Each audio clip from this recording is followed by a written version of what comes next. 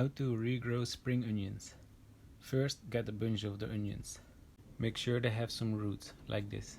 Chop them at about 3 centimeters above the root. So this is the part of the onion we will regrow. You can eat the other part. Fill up a glass or a jar with some water and put the onions inside. Like this. Try to place it behind the window where it can catch some sun.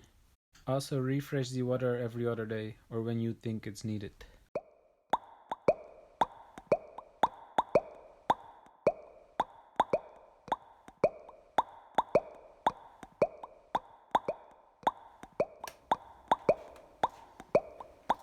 Of course you can let them grow longer, but I'm already hungry, so let's eat.